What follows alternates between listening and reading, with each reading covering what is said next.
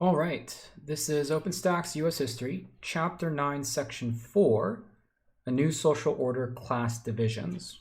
So recall, 9-1 through 9-3, we're talking about the way that society is changing through the industrial period.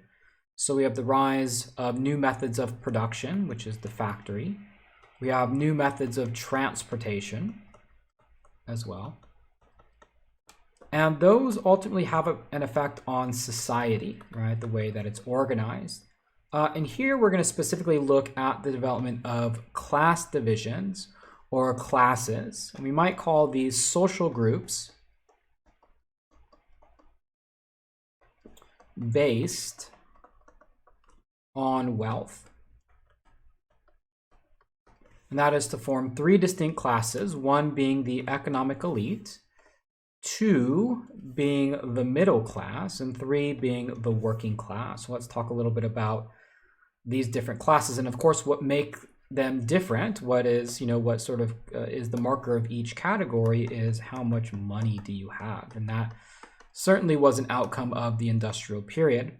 So in reference to the economic elite, right, obviously these guys have, we'll write, the most money, right? So $3 here. So this is the richest of the rich. And, this class was primarily made up of two different kinds of individuals. First, those who inherited their money, that is, they came from families who had already had money, most likely in things like shipping. So when we think about the old economy, it was primarily overseas shipping, merchant activity, shipping tea and stuff like that to England. Well, now it's the manufacturing or the factory system. So these were people who had made their money in shipping and had simply invested in the factory system, right? In the factory system. And an example of this is the father of J.P. Morgan, who you see right here. J.P. Morgan is one of the most famous American industrialists, one of America's most wealthy individuals. He is an example of an inherited wealth because his father, I believe Julius Morgan, was one of these investors during this period. Now, this industrial capitalist elite, again, industrial refers to the factory system, right? Capitalist is the economic structure, which pretty much means you are free to invest in whatever you see fit. This industrial capitalist elite held pretty close, tight-knit circles. They excluded people who are not among the elite. Various ways in which the industrial elite maintained their position on top of American society was through marriages, the creation of chambers of commerce, which created networks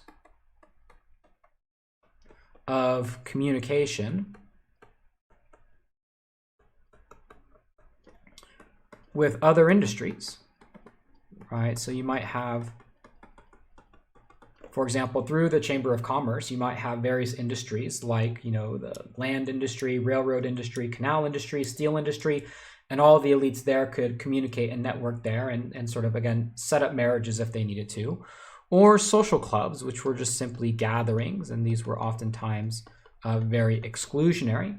So on the one hand, yes, a large portion of the economic elite did make their money through inheritance, but you also had what we might call the manufacturing class. Peter Cooper is the example given by the textbook of this, and this is what we might call, these were self-made. These were people who came from humble origins, who became rich. Maybe they invented or invested very early on.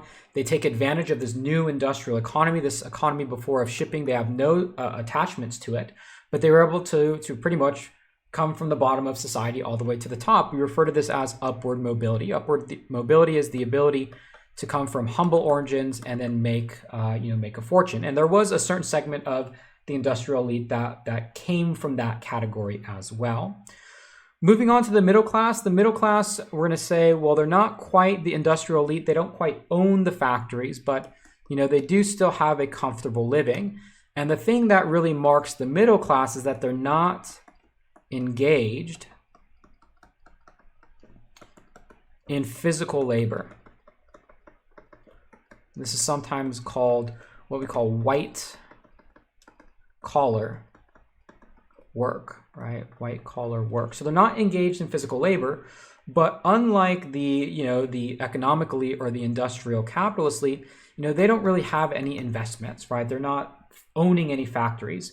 They are the doctors, they're the lawyers, they're the managers. They don't do actually any physical work, but a lot of their industry relies on education. And so culturally speaking, the middle class sort of distinguishes itself and prides itself on hard work, education, discipline. We might call this, the culture of the middle class.